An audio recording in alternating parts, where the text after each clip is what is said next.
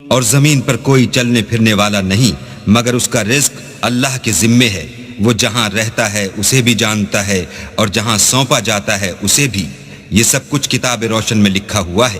اور وہی تو ہے جس نے آسمانوں اور زمین کو 6 دن میں بنایا، اور اس وقت اس کا عرش پانی پر تھا۔ تمہارے پیدا کرنے سے مقصود یہ ہے کہ وہ تم کو آزمائے کہ تم میں عمل کے لحاظ سے کون بہتر ہے، اور اگر تم کہو کہ تم لوگ مرنے کے بعد زندہ کر کے اٹھائے جاؤ گے تو کافر کہہ دیں گے یہ تو کھلا جادو ہے۔ اور اگر ہم انسان کو اپنے پاس سے نعمت بخشیں پھر اس سے اس کو چھین لیں تو نا امید اور نا شکرا ہو جاتا ہے، اور اگر تکلیف پہنچنے کے بعد آسائش کا مزہ چکھائیں تو خوش ہو کر کہتا ہے کہ آہا سب سختیاں مجھ سے دور ہو گئیں۔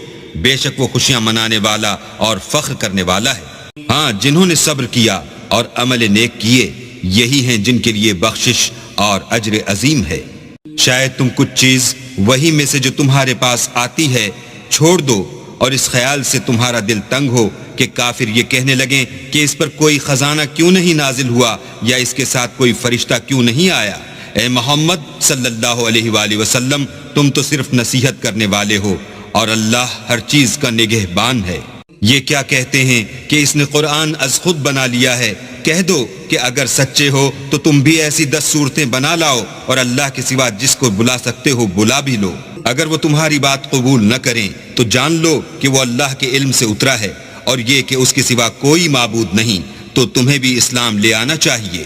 جو لوگ دنیا کی زندگی اور اس کی زیب و زینت کے طالب ہوں ہم ان کے اعمال کا بدلہ انہیں دنیا ہی میں دے دیتے ہیں اور اس میں ان کی حق تلفی نہیں کی جاتی۔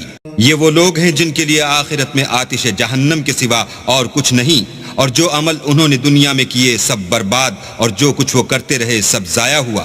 بھلا جو لوگ اپنے پروردگار کی طرف سے دلیل روشن رکھتے ہوں اور ان کے ساتھ ایک آسمانی گواہ بھی اس کی جانب سے ہو اور اس سے پہلے موسیٰ کی کتاب ہو جو پیشوا اور رحمت ہے، تو کیا وہ قرآن پر ایمان نہیں لائیں گے؟